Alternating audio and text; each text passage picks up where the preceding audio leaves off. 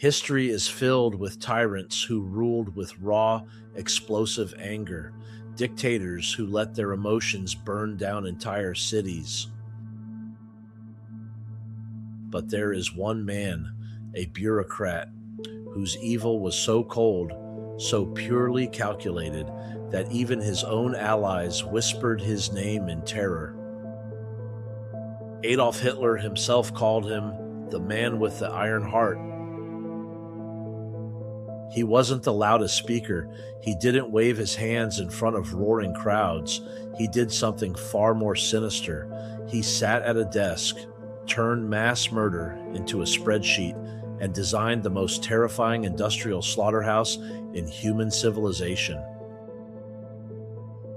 This is Matt with Graves of Empire. If you are new to the channel, welcome.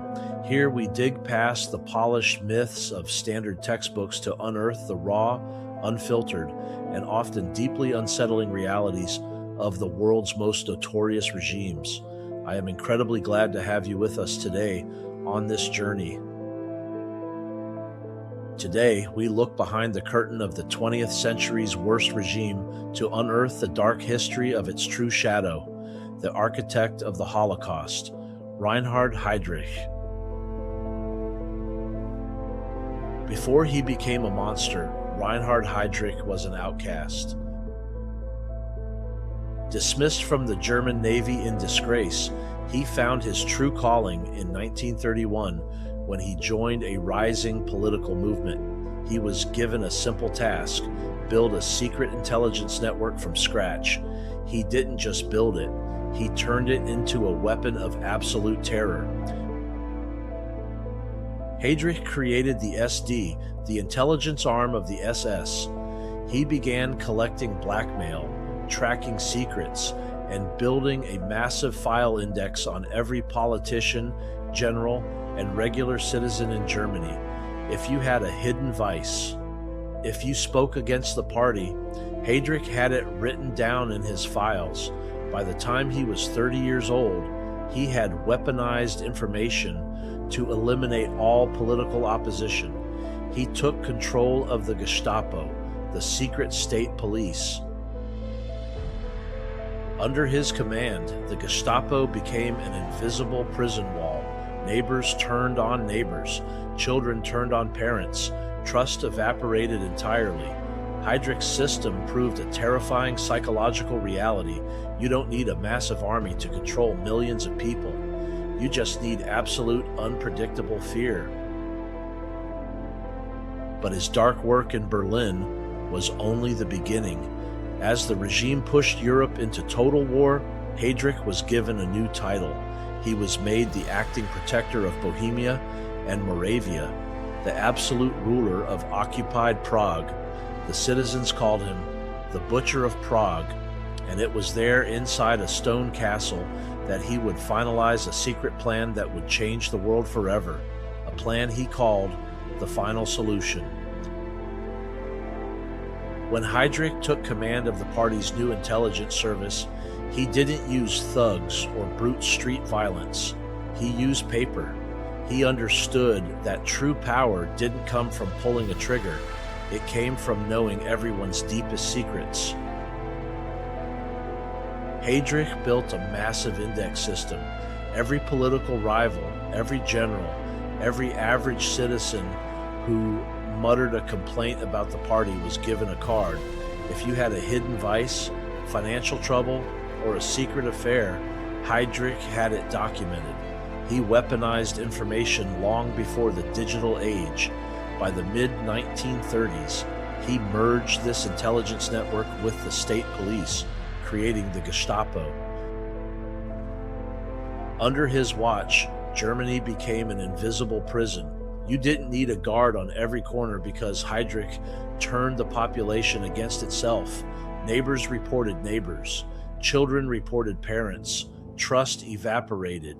He proved a terrifying psychological truth. You don't need an army to control millions. You just need absolute, unpredictable paranoia. And with Germany completely under his thumb, Berlin decided to unleash him on the rest of Europe. In September of 1941, Heydrich was sent to Prague as the acting protector of Bohemia and Moravia. The territory was rebellious, and sabotage was slowing down Nazi weapon production. Berlin wanted the population crushed, but Heydrich didn't just use random brutality. He used a calculated psychological tactic he called the whip and the sugar. First came the whip. Within hours of arriving, he declared martial law.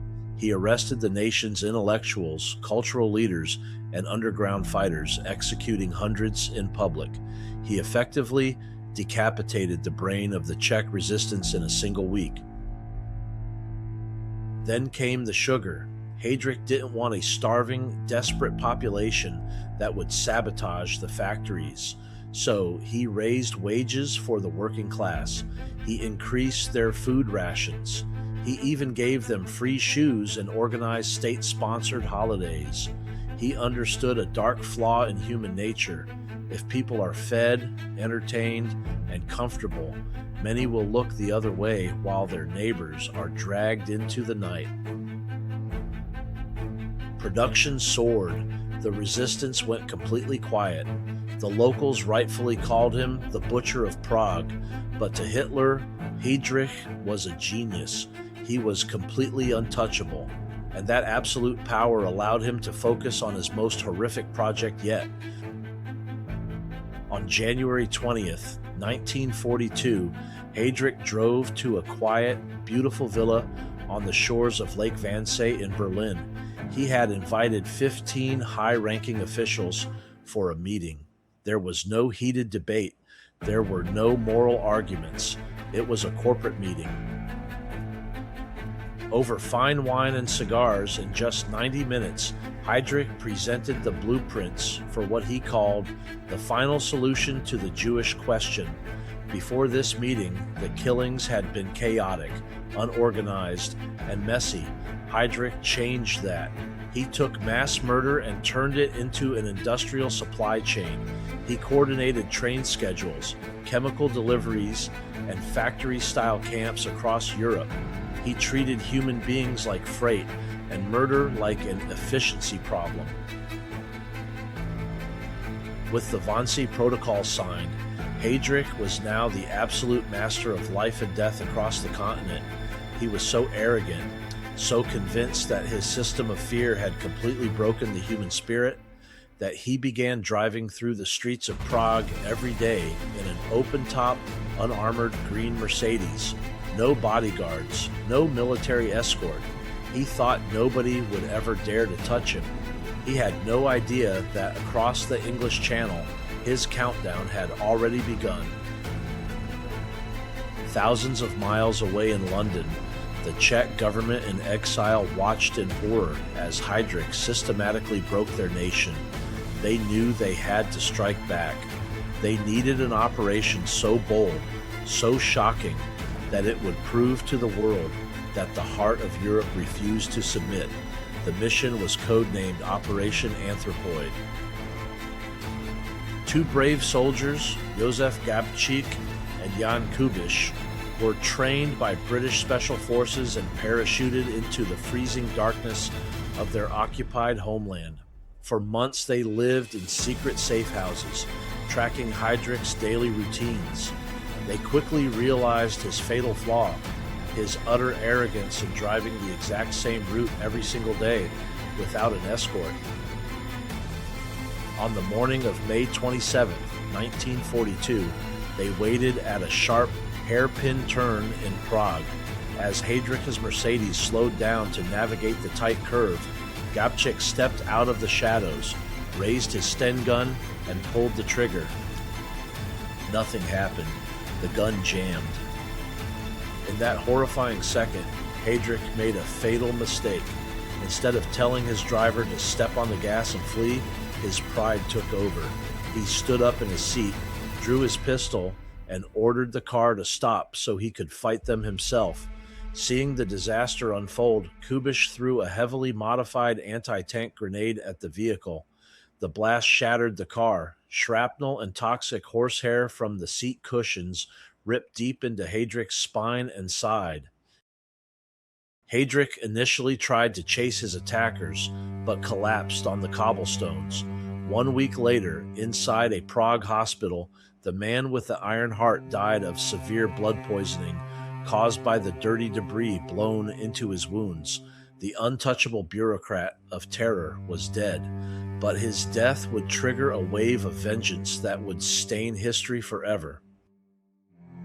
The assassination of Reinhard Heydrich threw Adolf Hitler into a blind, vengeful fury. The Nazi regime unleashed a wave of terror across Czechoslovakia that horrified the globe. They completely erased the village of Lidice from the earth. Every single man over the age of 16 was executed on the spot. The women and children were sent to concentration camps, and every building was burned and bulldozed until the village was nothing but an empty field. Thousands of innocent citizens were murdered across the country in the bloody weeks that followed. As for the brave paratroopers, they were eventually cornered inside the crypt of a Prague cathedral. Outnumbered by over 700 SS troops, they fought fiercely for hours. When their ammunition finally ran out, they used their last bullets on themselves to avoid capture. Heydrich's death did not stop the Holocaust he designed. His bureaucratic machine was already moving on autopilot, but Operation Anthropoid sent a clear, unyielding message to tyrants everywhere. No matter how high you build your walls, no matter how much fear you inject into the public, you are never truly untouchable. Reinhard Heydrich tried to turn human lives into numbers on a spreadsheet, but history remembers him not as a master architect, but as a chilling reminder of how cold, unchecked hatred ultimately consumes itself. Thank you so much for exploring this dark chapter of history with me today. Building graves of empire alongside this community means the world to me, and your support keeps these vital historical truths alive.